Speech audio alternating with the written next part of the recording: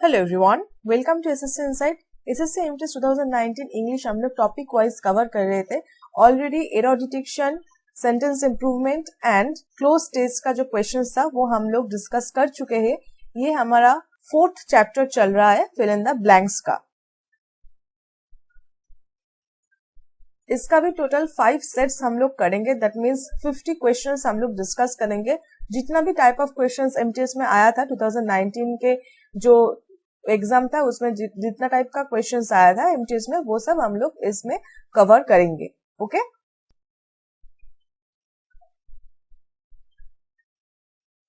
तो ये लेटेस्ट जो एमटीएस 2019 का टीसीएस पैटर्न का जो क्वेश्चंस है उसके अकॉर्डिंग मैंने ये डिस्ट्रीब्यूशन बनाया है। ओके, तो यहाँ पे आप देख सकते हो कि कौन से चैप्टर से कितने नंबर ऑफ क्वेश्चंस आता है। तो ऑलरेडी हमने यहाँ पे स्पॉटिंग एरर का चैप्टर कर लिया है, इंप्रूवमेंट ऑफ सेंटेंसेस का चैप्टर कर लिया है। अब हम करने जा रहे हैं fill in the blanks and यहाँ से हमने ऑलरेडी क्लोज टेस्ट का चैप्टर कर लिया है। ठीक है, तो चलिए आज का सेशन शुरू करते हैं। देखिए first question, I dash very busy lately. अब देखिए यहाँ पे डैश की जगह क्या बैठेगा, आपको ये ऑप्शन से समझ ही आप चुके हो कि यहाँ पे एक वर्ब हमें चाहिए। यहाँ पे एक वर्ब बैठाना है एंड वो कौन से टेंस का होगा, फ्यूचर होगा, पास्ट या प्रेजेंट होगा, वो हमें यहाँ से समझना है। ओके, तो हम कैसे समझेंगे? देखिए इससे तो कुछ पता नहीं चल रहा है, हमें इससे पता करना है कि यहाँ पे कौन सी वर्ब बैठेगा। अब देखिए लेटली क्या होता है, लेटली एक एडवर्ब होता है। ठीक है, यहाँ पे जो वर्ब बैठेगा उसको ये क्वालिफाई कर रहा है। तो अब देखिए ये लेटली का मीनिंग क्या है। लेटली का मीनिंग है recently. Okay, not long ago. Okay, जो अब चल रहा है और ऐसा कि जस्ट हैपेंड, इस मीनिंग में हम यूज करते हैं कि जस्ट हैपेंड, और ऐसे बोल सकते हैं कि इट्स स्टिल हैपेनिंग, मतलब ये चल रहा है। ठीक है, तो ये एक जो प्रोसेस है, मतलब ये जस्ट हैपेंड हुआ और ऐसा भी हो सकता है कि ये चल रहा है, उसकी सेंस में हम लेटली यूज करते हैं। ठीक है, तो यहाँ से जो मीनिंग बन रहा है उसमें सबसे ज्यादा अप्रोप्रिएट ये हैव बीन ही आता है। ठीक है, क्योंकि देखिए विल भी क्या है, ये तो फ्यूचर में हुआ, यहाँ पे तो फ्यूचर की कोई बात नहीं है, ये तो प्रेजेंट का बात हुआ। शुड भी क्या हुआ, ऑब्लिगेशंस हुआ, ऑब्लिगेशंस भी यहाँ कोई बात नहीं है। एंड वुड भी तो यहाँ पे नहीं हो सकता, अप्रोप्रिएट नहीं है यहाँ पे। तो इसलिए आई हैव बीन ये एकदम परफेक्ट है। ठीक है, मतलब मैं इन दिनों बहुत बिजी रहती हूँ और ये बिजी जो मेरा शेड्यूल है वो चल रहा है, उस जो मीनिंग है उस मीनिंग में हम लेटली यूज करते हैं। तो इसलिए यहाँ पे I have been very busy lately होगा। Okay, second one is the correct option. ठीक है, नेक्स्ट देखिए, Sarthak dash everything that a leader should be. मतलब यहाँ पे कुछ ऐसे कुछ बोल रहे हैं कि सार्थक का ऐसा कुछ कैरेक्टर है जो एक लीडर में जैसा होता है वैसा सब कुछ सार्थक में है। तो यह क्या होगा? देखिए यहाँ पे क्लोन तो नहीं हो सकता, ये बायोलॉजिकल टर्म है, इससे कोई रिलेशन ही नहीं। वर्शिप से यहाँ पे पूजा करने की कोई बात नहीं है। एडोर भी नहीं होगा, यहाँ पे होगा एपिटोमाइजेस। क्यों? देखिए एपिटोमाइजेस का मीनिंग क्या है। एपिटोमाइज मतलब है B a perfect example of, B a perfect example of something. ठीक है, B a perfect example of, ये होता है एपिटोमाइजेस। मतलब एपिटोमाइज यहाँ पे एज ऐड हुआ है बिकॉज ऑफ ये थर्ड पर्सन सिंगुलर नंबर है। ठीक है, तो ये होता है एपिटोमाइज। ओके, तो देखिए तो ये क्या है, दैट मीन्स सार्थक एक परफेक्ट एग्जाम्पल है जो एक लीडर होना चाहिए। लीडर होने के लिए जो जो कैरेक्टर है, लीडर होने के एकदम परफेक्ट एग्जाम्पल है सार्थक। ठीक है, तो इसलिए यहाँ पे एपिटोमाइजेस बैठेगा। एपिटोमाइजेस मतलब be a perfect example of. Okay, first one is the correct option. Next देखिए, your answer book will be dash by a computer. अब आप तो समझ ही रहे हो कि ये आपका जो आंसर बुक है वो कंप्यूटर क्या करेगा, कंप्यूटर वो चेक करेगा, ऐसा ही मतलब बन रहा है। कंप्यूटर वो चेक करेगा, तो टेस्टेड नहीं, यहाँ पे कोई टेस्टेड की बात नहीं हो रही है, रिप्लाइड नहीं है। सबमिटेड वो तो आपको सबमिट करना है, कंप्यूटर थोड़ी सबमिट करेगा। तो इवेल्युएटेड होगा, मतलब कंप्यूटर आपका आंसर बुक चेक करेगा। इवेल्युएट मतलब क्या होता है? इवेल्युएट मतलब ये भी होता है कि एसेस करना। ठीक है, एसेस करना। ओके, तो कंप्यूटर आपका जो आंसर बुक है वो चेक करेगा, इसलिए यहाँ पे evaluate is the most appropriate option. First one is the correct option. He is addicted to alcohol and exerts a bad influence dash his family। अच्छा देखिए इसको भी आपको, देखिए ये तो एक प्रीपोजिशनल क्वेश्चन हुआ, यहाँ पे एक प्रीपोजिशन बैठेगा वो आपको पता होना चाहिए, और उसके साथ साथ आपको ये भी पता होना चाहिए, ठीक है, जो एडिक्टेड के साथ में टू बैठता है, एडिक्टेड के साथ जो प्रीपोजिशन बैठता है वो टू, ठीक है, एडिक्टेड टू अल्कोहल, तो ये भी आपको याद रखना होगा, मतलब ये भी आपको नोट डाउन करना होगा आपके कॉपी में कि एडिक्टेड के साथ टू बैठता है, ठीक है, जैसे यहाँ पे बैठा है addicted to alcohol, and exerts a bad influence, क्या होगा यहाँ पे ऑन बैठेगा, ठीक है, उसके फैमिली के ऊपर एक बुरा इन्फ्लुएंस क्रिएट करता है, वो अल्कोहल से तो एडिक्टेड है ही, उसके साथ साथ ये एक बुरा इन्फ्लुएंस पड़ रहा है उसके फैमिली के ऊपर, ठीक है, तो इसलिए यहाँ पे exerts a bad influence on his family होगा, ठीक है, second one is the correct option. Next देखिए, Raja dash the house before Hari got there, Raja यहाँ पे तो समझ ही रहे हो कि राजा वो हाउस छोड़ जा चुका था हरी के आने के आगे ही, बिफोर हरी गॉट देयर मतलब हरी के आने से पहले ही राजा वो हाउस छोड़ के जा चुका था, ओके, तो यहाँ पे देखिए यहाँ पे जो होगा वो पास्ट परफेक्ट, ये पास्ट परफेक्ट चल रहा है, ठीक है, तो अब देखिए ये दोनों ही पास्ट में चल रहा है, इसमें से कौन सा आगे है एंड कौन सा उसके बाद हुआ है वो आपको आइडेंटिफाई करना होगा, ठीक है, तो ये देखिए राजा घर छोड़ के चले गए थे बिफोर हरी गॉट देयर, मतलब राजा पहले घर छोड़ के चले गए, उसके बाद हरी वहां पे आए थे, तो राजा की जो ये इवेंट है, ये इवेंट इसके पहले हुआ है, इसलिए ये पास्ट का भी पास्ट हुआ, ओके, पास्ट में ही ये पहले हुआ उसके बाद ये वाला हुआ, तो इसलिए ये क्या होगा, यहाँ पे हैड लेफ्ट आएगा, क्योंकि ये पहले हुआ है उसके बाद हरी आया है, राजा पहले घर छोड़ के चले गए थे उसके बाद हरी आए, ठीक है, तो इसलिए यहाँ पे हैड लेफ्ट आएगा, Raja had left the house before Hari got there. The teacher was very dash in his subject, तो यहाँ से पता चल रहा है कि ऐसा कुछ मीनिंग बन रहा है कि टीचर बहुत अच्छे हैं उनके सब्जेक्ट में, तो देखिए फर्स्ट ऑप्शन है टॉप, टॉप का यहाँ पे कोई मीनिंग नहीं बनता, मास्टर इसका भी कोई मीनिंग नहीं बनता, ये सब इनअप्रोप्रिएट है ये सेंटेंस में, यहाँ पे होगा प्रोफिशिएंट, ओके, प्रोफिशिएंट मतलब क्या होता है, प्रोफिशिएंट मतलब होता है having great knowledge and experience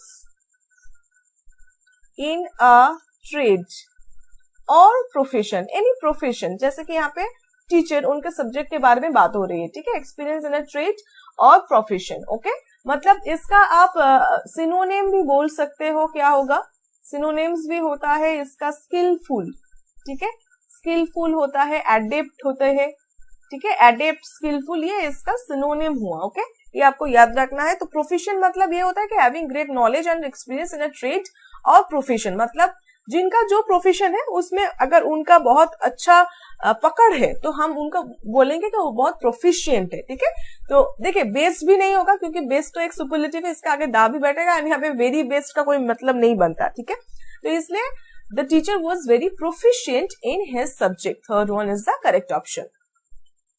When are you dash to write to your friend, अब देखिए when are you क्या होगा, ये तो क्या चल रहा है, प्रेजेंट कंटिन्यूअस चल रहा है, ठीक है, प्रेजेंट कंटिन्यूअस टेंस में चल रहा है, ठीक है, when are you यहाँ पे क्या होगा, सिंपली गोइंग होगा, आपको ऑप्शंस देखने की भी जरूरत नहीं है, ये सिंपली गोइंग होगा, okay, second one is the correct option, when are you going to write to your friend। Man dash a strong desire to accumulate wealth, अच्छा ठीक है, तो देखिए ये मैन क्या है, ये तो थर्ड पर्सन सिंगुलर नंबर हुआ ना यहाँ पे, तो इसलिए यहाँ पे क्या होगा, सिंपली हैज होगा, एंड ये तो एक मतलब एक स्टेटमेंट है, तो यहाँ पे हैड आने की भी कोई बात नहीं है, यहाँ पे एक स्टेटमेंट दे रहे हैं कि दे हैज मतलब man has a strong desire to accumulate wealth, ये एक स्टेटमेंट चल रहा है, ठीक है, तो इसलिए यहाँ पे ये प्रेजेंट में ही चलेगा, ओके, एंड इसलिए fourth one is the correct option, man has a strong desire to accumulate wealth. Next देखिए, मार्कोनी डैश द रेडियो, अच्छा ये देखिए ये एक बहुत अच्छी क्वेश्चन है, यहाँ पे आपको बहुत कुछ जानने को मिलेगा, तो यहाँ पे डिस्कवर्ड है, इन्वेंटेड है, बिल्ड है, असेंबल्ड है, देखिए असेंबल्ड मतलब बहुत कुछ इंडिविजुअल चीज अगर आप एक साथ करोगे तो वो असेंबल हम रफली ऐसे समझते हैं असेंबलिंग को, एंड बिल्ड तो कोई बिल्डिंग के लिए और कुछ ऐसा कुछ चीजों के लिए हम बिल्ड यूज करते, तो ये दोनों तो गए, ठीक है, अब देखिए ये डिस्कवर्ड एंड इन्वेंटेड हो सकता है आपको पता हो, बट यहाँ पे मैं एक बार एक्सप्लेन कर देना चाहती हूँ आपको, ये डिस्कवर्ड एंड इन्वेंटेड कब किस में लगता है, दोनों ही आविष्कार के बारे में ही है, बट कहाँ पे क्या लगता है ये आपको जानना जरूरी है। पहले तो देखिए ये इन्वेंशन का क्या मतलब होता है, इन्वेंशन एंड डिस्कवरी में क्या अंतर होता है वो मैं आपको बताऊंगी। इन्वेंशन मतलब होता है to create something, okay, to create something totally new with one's own ideas and development, okay. आप ऐसा कुछ बना रहे हो वो पूरा आपने अपना आइडिया से बनाया है जो कि एकदम न्यू है, टोटली न्यू है, वो पहले कभी भी किसी ने नहीं देखा, ठीक है। तो उसके टाइम हम इन्वेंशन यूज करते हैं। एंड डिस्कवरी हम कब यूज करते हैं, देखिए discovery is to recognise something, to recognise something that already exist for the first time। यहाँ पे जगह नहीं है, यहाँ पे मैं स्टार मार्क देके यहाँ पे लिख देती हूँ, देखिए। And nobody that nobody has found before, ठीक है। तो डिस्कवरी क्या है, समझिए डिस्कवरी क्या है।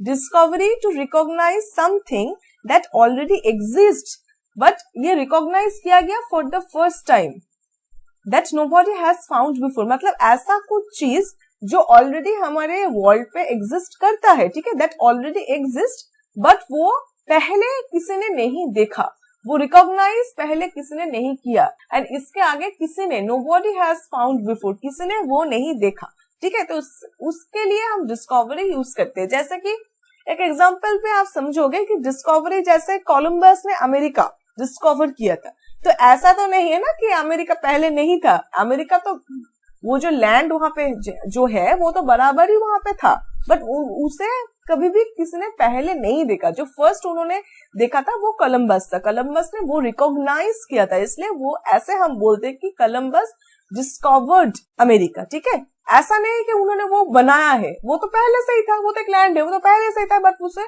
किसने नहीं जानते थे। तो इसलिए वो जो रिकॉग्निशन मिला ना उससे, तो इसलिए इसको हम डिस्कवर्ड बोलते हैं। अब इन्वेंशन कब बोलते हैं, जैसे कि कुछ इन्वेंशन हुआ, जैसे कि कंप्यूटर इन्वेंट हुआ, टीवी इन्वेंट हुआ, जैसे कि यहाँ पे बोल रहे हैं कि रेडियो, इसमें भी ये इन्वेंट हुआ, ये तो पहले नहीं था ना। रेडियो, टीवी, कंप्यूटर ये तो पहले नहीं था, ये तो वर्ल्ड में बराबर ही एग्जिस्ट नहीं करता था, वो तो इंसान ने वो बनाया है, ठीक है। उनका ओन आइडिया को यूज करके उन्होंने बनाया है, ठीक है। इसलिए इनको हम इन्वेंशन, इसलिए हम इनको इन्वेंशन बोलते हैं, ठीक है। तो इसलिए यहाँ पे क्या होगा, सेकेंड वन होगा, ठीक है। मार्कोनी इन्वेंटेड द रेडियो, ठीक है।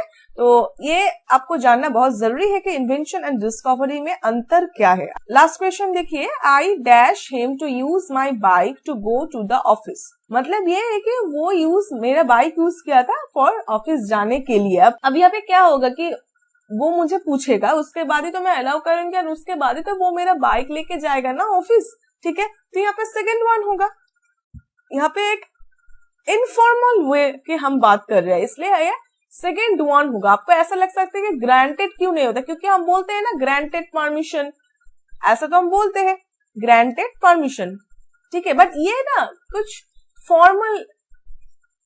फॉर्मल चीज के लिए हम ऐसे ग्रांट यूज करते हैं, ओके, ग्रांटेड बेल ऐसे हम यूज करते हैं। इसका मतलब भी वो अलाउ ही होता है, ठीक है, टू एग्री होता है, एग्री करना, अलाउ करना ही होता है। बट ये फॉर्मल वे पे हम यूज करते हैं ग्रांटेड, एंड अलाउड यूज करते हैं informal, in informal way, that I allow you to use my bike, okay, I allowed you to use my bike to go to the office, इसलिए second one होगा। अच्छा देखिए, sanction की तो मतलब आपको पता ही है, एडमोनिश हम एक बार आपको बोल देते हैं। एडमोनिश होता है वार्न और रिप्रीमांड समवन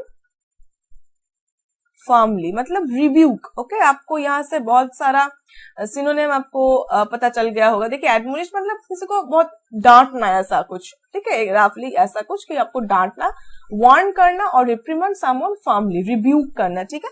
तो इसका मतलब होता है एडमोनिश। सो यहाँ पे second one is the correct option. तो आज के 10 क्वेश्चन हम लोग कर चुके हैं।